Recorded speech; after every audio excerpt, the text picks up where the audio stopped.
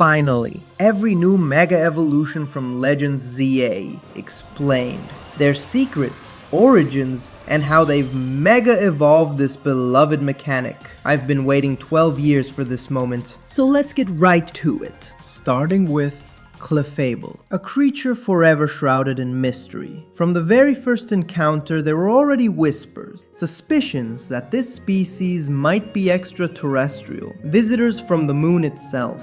Whether it truly comes from beyond the stars or is simply a magical fairy drawn to lunar light, it's no coincidence that many Pokemon who evolve with the Moonstone are found around the Mount Moon, and that so many of them resemble rabbits. Because in Japan, rabbits are said to live on the moon, forever pounding mochi beneath the silver glow. And Mega Clefable follows that same mythic thread. Its body now takes on a more obvious rabbit-like form, those ears more prominent, that little curl on its head swelling into a mochi-shaped bump, just like in the legend. It even looks a bit like a French beret, as if it's become a dreamy, bohemian artist in love with the moonlight. But that beret isn't just an aesthetic touch, it's an extension of its magical sensitivity, able to absorb and modulate the gravitational waves that radiate from a full moon. In that state, its mind opens fully to lunar resonance, unleashing a flow of creative and emotional energy that had long been dormant. And though its original wings were subtle, more for gliding than for flight, Mega Clefable transcends them, manifesting majestic wings of pure cosmic light, dancing gracefully with the gravity it now commands. We still don't know where Clefable truly comes from, but if magical creatures really do live on the moon, they'd probably look like this. Another one of the most enigmatic species from Kanto, one that's also long raised suspicions of being from another world, is Starmie. And it's no wonder. Its overwhelming intelligence, its miraculous regenerative abilities, and that unsettling geometric symmetry, combined with the cold indifference with which it seems to perceive everything around it, led many to see it as an alien observer, sent to watch humanity, for reasons we were never meant to understand. And the Megaform only confirms those suspicions. At first glance, it might look fun, not that different from the original, but something about it feels off. Its proportions, its movements, its gestures, they become so humanoid, it's almost ridiculous, as if a person were dressed up as Starmie. It's always reminded me of the space monsters from Ultraman, those charmingly over-the-top aliens with cardboard cities, painted skies, and plastic stars. A surreal, almost kitsch aesthetic, and somehow it fits Starmie perfectly. Because starfish themselves are strange creatures, beautiful, yes, but in a way that feels unnatural. And here's one species in particular, Luidia senegalensis, that looks like it crawled right out of the dream, or nightmare, that inspired Starmie. Unlike most starfish, which are rigid and still, these are long, flexible, and eerily agile. When they glide across the ocean floor, it almost looks like they're walking, like they're trying to awaken a consciousness that doesn't belong to them. They seem to have forgotten how to be a star, and are trying to become something else. Even its Pokédex entry says its movements have become human-like, but no one knows if it wants to communicate with us or replace us. More than a mega evolution, Mega Starmie feels like a warning. A form of marine life that got a little too close to humanity. A biological echo of something that should have stayed at the bottom of the sea. On the complete opposite end from that chilling intelligence is Totodile. Look at it! 0 brain cells. I love him. And if anything bad happens to it, I'll kill everyone and then myself. That innocence and simplicity develops in its line into an intermediate stage that's literally a caveman crocodile and a terrifying muscular proto-alligator like certain prehistoric species. Everything about the line evokes the primitive, the instinctive, and the mega evolution takes it to the extreme. Not a single thought, just biting. Its entire body structure is adapted to specialize in a devastating bite, which is actually more like a kind of hug, since it uses an overdeveloped rear fin shaped like a jaw that, when closed with its arms, creates a bite 10 times stronger than that of a normal Feraligatr. In one of the most adorable twists in the series' designs, when it bites, its structure takes on a shape very similar to the Totodile it once was. Which makes sense, since Totodile was a baby alligator that barely knew how to do anything except bite instinctively, whether to defend itself or even to show affection. Toto goes for the bite, and it's as if Feraligatr, who became a warrior with many more tools and an offensive arsenal as it grew, realized that in the innocence of childhood, there was a pure, unstoppable, and genuine strength that it now regains. Oh, maybe it goes without saying, but Kamen Rider was an endless source of inspiration in the early generations, and this is one of those things. Mega Dragonite, on the other hand, finds that with Mega Evolution, its feelings of kindness have been greatly amplified. Even in battle, it finishes off its opponents with mercy. Often, the most impactful Megas aren't the most aggressive or the flashiest, but rather the ones that reveal something deeper, something new about the soul of the original Pokemon. The Dragonite line is inspired by the Mugi, a Korean serpent that after 1,000 years of life is rewarded with a sacred jewel from the heavens. If it catches that jewel, it becomes a true dragon. That story was reflected in Dratini and Dragonair, with their glowing orbs, symbols of potential and purity, and in Dragonite, whose mature form forgot its serpentine origins until now. Mega Evolution doesn't take Dragonite a step further, it brings it back.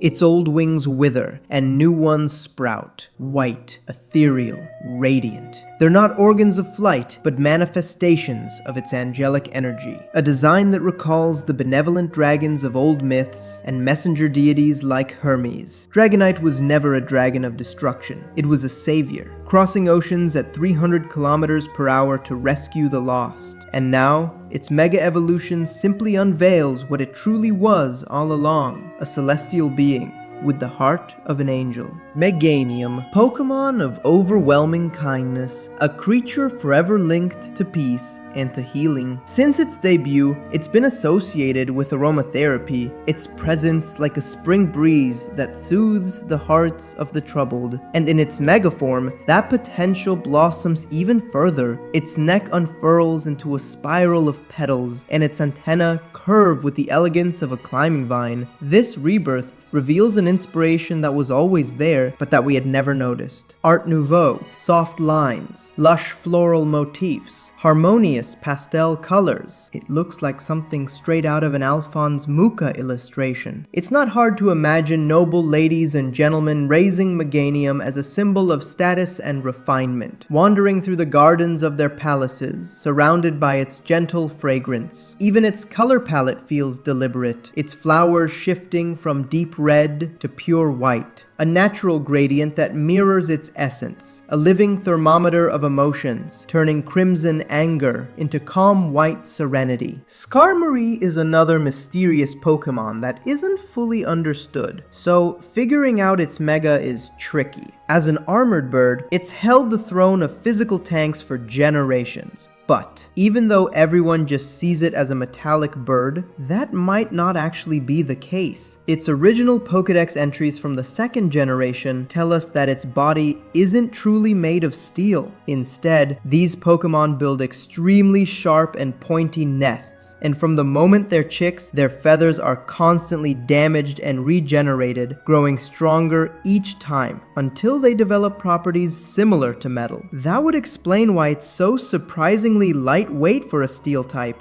barely 50 kilos as an adult, despite standing almost 2 meters tall. And above all, how it can reach incredible speeds of 300 kilometers per hour. This is key to understand its mega evolution. The energy affects its structure, apparently turning steel to gold, but that doesn't seem physically viable. Metals like gold or bronze are heavier, so that would make this mega form clumsier, right? Instead, it becomes lighter and faster. If I had to bet, I'd say the Mega Energy focuses on turning every part of its body into a weapon, sharpening those pseudo-metallic feathers and turning its legs into terrifying cutting tools. In short, a natural protective armor turned into an offensive weapon. That's why its defense drops and its attack skyrockets. But the golden tone really has me stumped. Could it be an optical effect? A reflection of the sudden cellular level transformation, making light dance differently across its surface? Froslass is much easier to read. Maybe even the simplest mega of them all, and that's not a bad thing. In this case, it finally makes her believable for the story we've always been told about her. She's said to be the Pokemon equivalent of the Yuki-onna, the snow woman of Japanese folklore, a tormented spirit of a woman who died in the mountains, luring lost travelers with her beauty to take revenge for her suffering. In Froslass's case,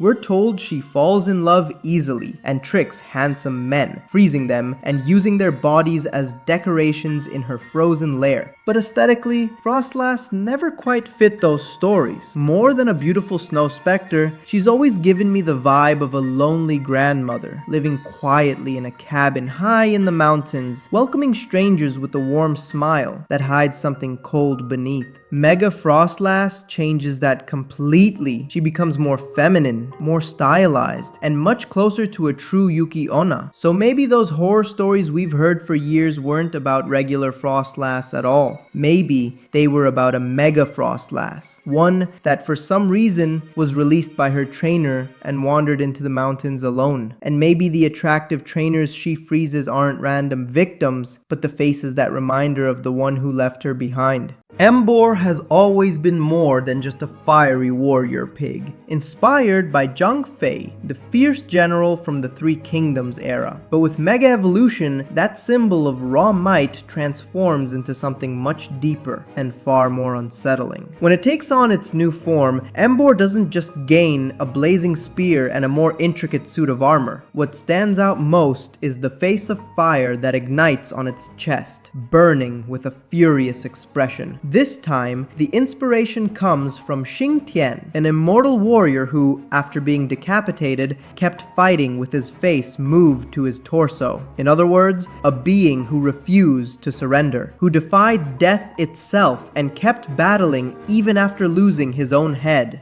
A flame that cannot be extinguished no matter how deep the wound. Mega Excadrill, the drill that will pierce the heavens. Could this be a reference to Gurren Lagann? Maybe, but biologically, it's quite similar to what we saw with Feraligatr. Just as Feraligatr adapted its entire structure to become a living bite, Excadrill becomes the hyperbole of drilling. Excadrill assembled itself into a Pokemon excavator. Its mega form optimized its body for more effective use, making it bulkier, further reinforcing its impact, transforming it from an improvised excavator to a sophisticated tunneling machine.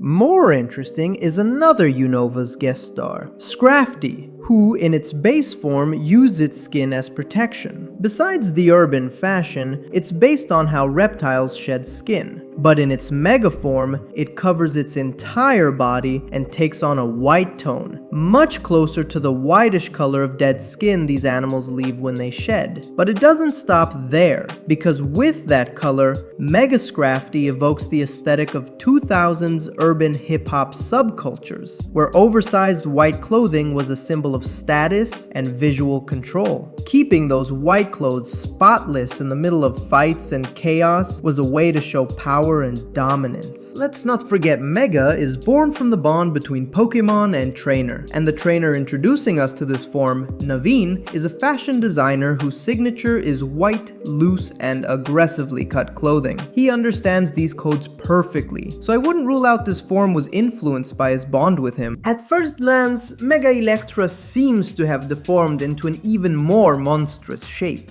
Its body hangs suspended, held up by two enormous serpentine appendages that surround it like artificial arms. But if we look closely, we can see that these appendages are practically identical to the form of its pre-evolution Electric, but with the whitish tones of its initial stage, Dynamo. And that's no coincidence. During its growth, Eelektross, like many real eels, would leave behind epidermal fragments, old skin, and dead cells, and with Mega Evolution, these would be reabsorbed and reanimated using the dense mucus characteristic of eels as a base. That's why each arm ends in an electric pole, positive and negative, which together form a complete autonomous circuit. Chandelure has always been one of the most terrifying life forms in this bestiary. An enchanted chandelier that with its beautiful will-o'-the-wisp flame hypnotizes people who, mesmerized by its bewitched fire, gradually lose their life energy to feed its flame. Mega Chandelure sheds its sober look to transform into a baroque lamp, exuberant and dramatic, fit for an 18th century palace, decorating the stage of a cursed opera. With this new appearance, Mega Chandelure would be inspired by the chandelier from the Phantom of the Opera, where there was once a silent creature luring the unsuspecting into a dimly lit room. Now we see an opera in flames. Flames fueled by the ambition of all the spectators. It's time for the Kalos starters, who really should have had their Mega Evolutions in the original games, but finally got their redemption. Mega Chestnut is no longer just an armored knight of the woods. A mix of chestnut warrior, armadillo, and medieval armor, he becomes a true warrior king. A cape, shields protecting him all around, natural crown on his forehead. Everything suggests that he has ascended to the throne, like those medieval kings who didn't just stay in their palaces, but led their troops on the battlefield.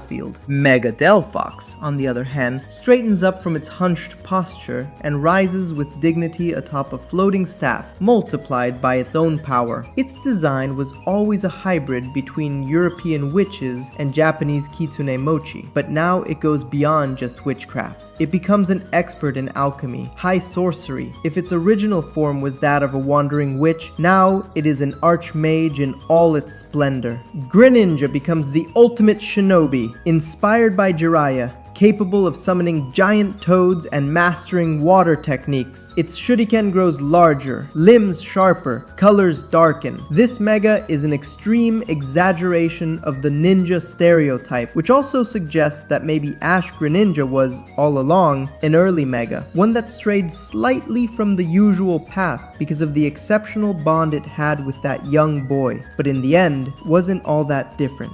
These are, without a doubt, the most conventional and, to an extent, safest Megas of this batch. But considering they should have been released 12 years ago, I guess it's okay they feel a bit more old school than the rest. Pyroar is a symbol of pride and royal spirit, the lion, king of the savannah, who wears a living flame on its head as an emblem of its dominant nature. With Mega Evolution, that authority becomes absolute. The Pokédex doesn't beat around the bush. Its body burns at 18,000 degrees Fahrenheit, literally the temperature of a star or sun. Mega Pyroar now proudly wears a solar crown, like the one Louis XIV of France, the self-proclaimed Sun King, who surely inspired this form, used to decorate his court. With that noble theme, the shape of its mane also resembles an inverted fleur-de-lis emblem, a classic symbol of the French monarchy. It's no coincidence Lysander, in X and Y, always appeared at public events alongside this Pokemon, a descendant of Kalos royalty who sought to create a new nobility to rule over a more beautiful world. Mega Pyroar is very similar to that character, the idealized vision of a new lineage, a tyrannical sun that doesn't illuminate but scorches. Barbaracle is a colony of barnacles organized around a central core, an amalgam of eyes, arms, and wills that somehow manage to act in unison.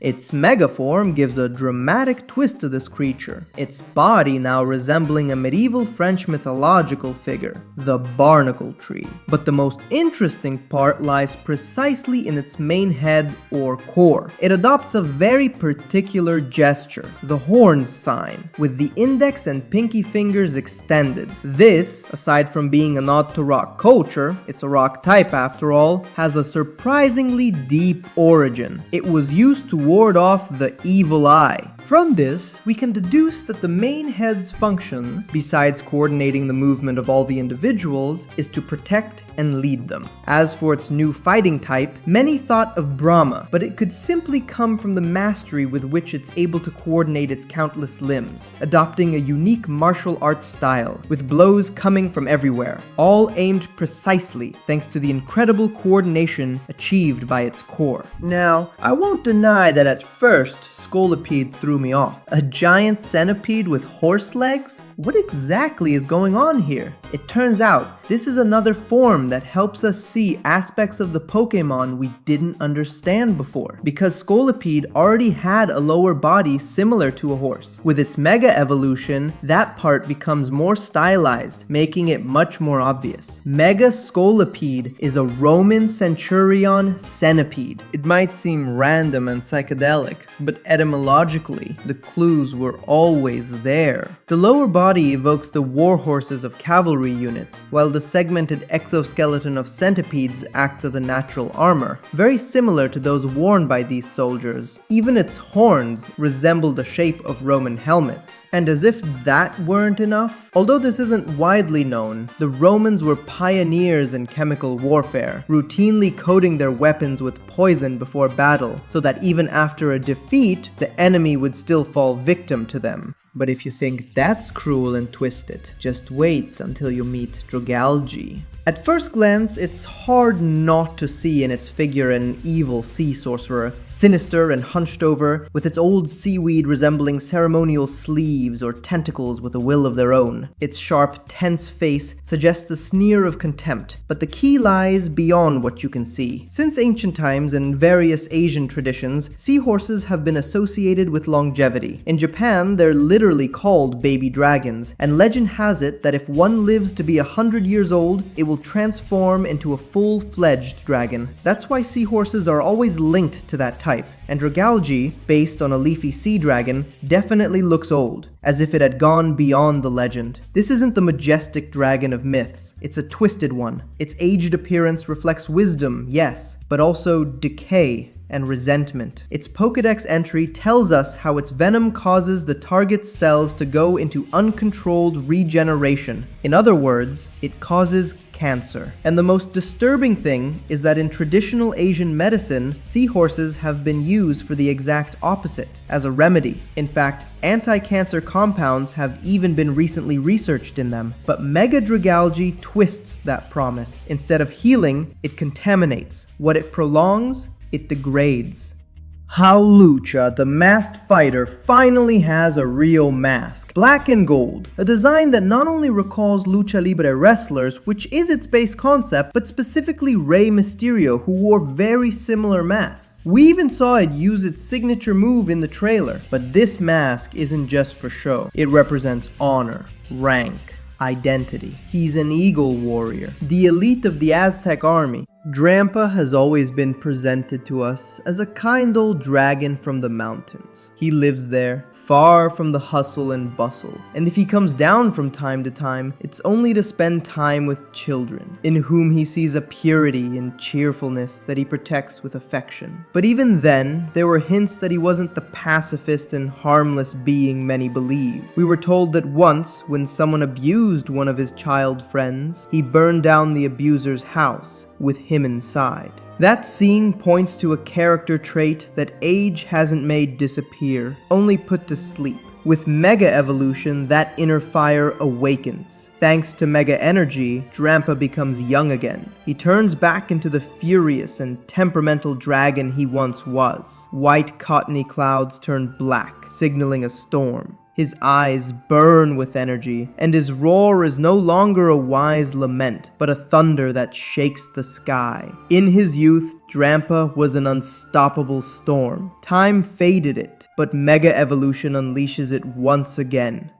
Mega Falinks takes the original concept of tactical unity from its base form to the extreme. What was once a phalanx of 6 soldiers marching in formation now forms a single, armed and upright figure, as if the phalanx had stopped being a platoon to become a living statue of the military ideal. This design could reference Pokemon Sword and Shield. The Pokemon comes from Galar, and its Mega, besides literally carrying a sword and shield, resonates with the statues of the anonymous hero in the region, turning this Pokemon into a visual tribute to the founding myth of its land. Oh, Victreebel, you know I love you, but I don't know how to feel about this form. Originally inspired by pitcher plants, which lure their prey with a sweet scent and then dissolve them with their gastric juices, its Mega form takes that idea way too far. The acid inside its body has become so potent that, to avoid destroying itself, the Pokemon is forced to tie its mouth shut with its own vines. A passive trap becomes an uncontrollable threat. It chases and directly attacks its prey with a poison so corrosive that many victims would be completely dissolved before they could even be swallowed. Its mobility doesn't help. Its size increases and its body becomes clumsy and conspicuous, completely losing the element of surprise. Its offensive capability skyrockets, yes, but in exchange, what was once a perfect system now raises many doubts about its survival. But the most unsettling thing is its face. That goofy smile that seems to convey happiness might not be real. The toxins and the lack of oxygen from tying its mouth shut may have swollen its lips, causing a kind of facial paralysis, as if it were trapped in a perpetual grimace. A fake smile that hides its pain. Malamar, master of manipulation, already possesses intelligence that is abnormal for a Pokemon, and now it rises to the supernatural. It no longer just hypnotizes, now it rewrites memories, personalities. It can even override its own trainer's will. The design takes a complete turn. From an upside-down cephalopod that once referenced the real phenomenon of counter-illumination used by many squids to hypnotize their prey, to a creature that now has little or nothing left of an animal. It looks more like a giant brain with tentacles, or a floating central nervous system that has reached self-awareness. With that, there's still something left to see. But to avoid spoiling the game's plot too much, and to be able to talk about it in depth, I'll save it for the next video. We also haven't seen Raichu or any of the supposed megas that could come in the DLCs. We've already been waiting 12 years for this. There's no need for us to start rushing now, but I hope you've enjoyed and learned something from this hopeful direction that Mega Evolution has taken. If you're craving more long-form Pokemon lore, check out the video I made ranking the legendary Pokemon from good to evil. Be good.